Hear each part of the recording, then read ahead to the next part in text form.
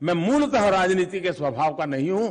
मैं जननीति से जुड़ा हुआ इंसान हूं, जन सामान्य की जिंदगी से जुड़ा हुआ इंसान हूं।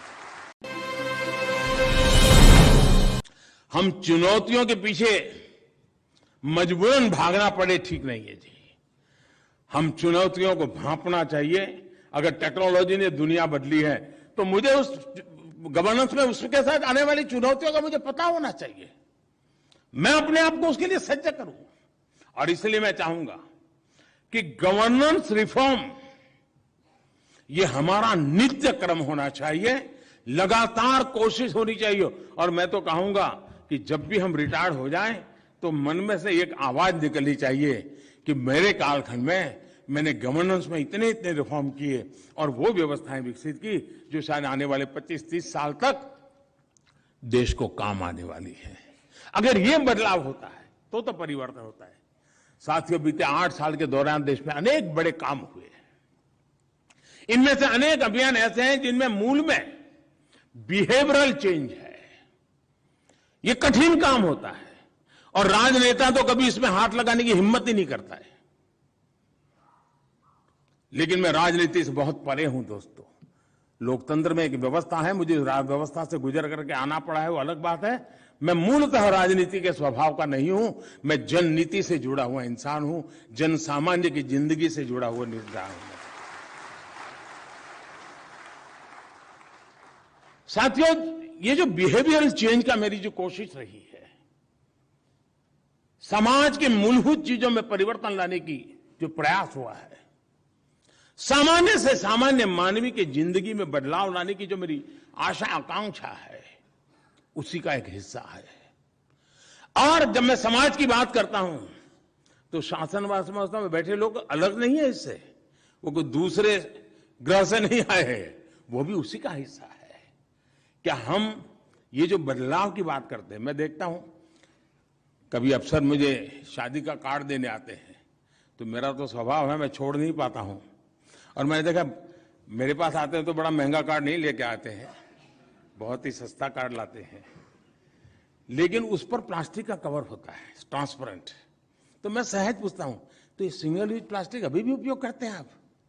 तो बेचारे शर्मिंदगी महसूस करते हैं।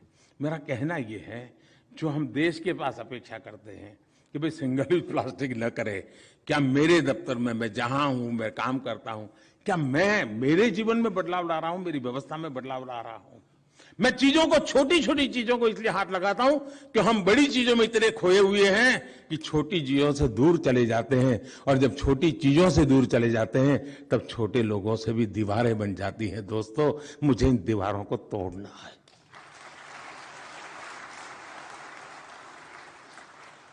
अब स्वच्छता का अभियान मुझे कोशिश करनी पड़ती है।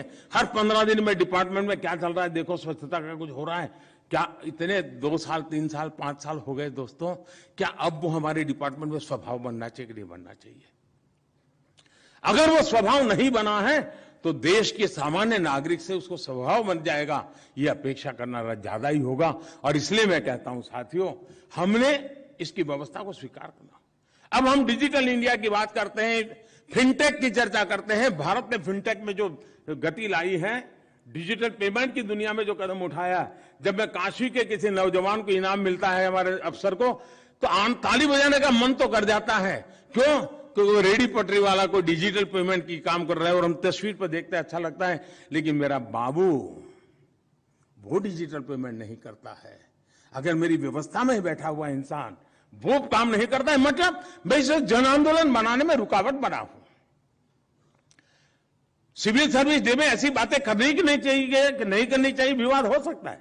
आप तो 2 दिन बैठने वाले, तो मेरी भी बाल की खाल उधार लोगे, मुझे पूरा पता है। लेकिन फिर भी साथियों मैं कहता हूं, जो चीजें अच्छी लगती है, जो हम समाज से अपेक्षा करते हैं, उसका कहीं न कहीं हमें अपने से भी शुरू करना चाहिए, हमने कोशिश करनी चाहिए। अगर हम इन चीजों को कोशिश करेंगे तो हम बहुत बड़ा परिवर्तन ला सकते हैं। हम कोशिश करें। अब जेम पोर्टल, क्या बार बार सर्कुलर निकालना पड़े क्या कि हम अपने डिपार्टमेंट को जेम पोर्टल पर 100% कैसे ले जाएं? एक सशक्त माध्यम बना है दोस्तों।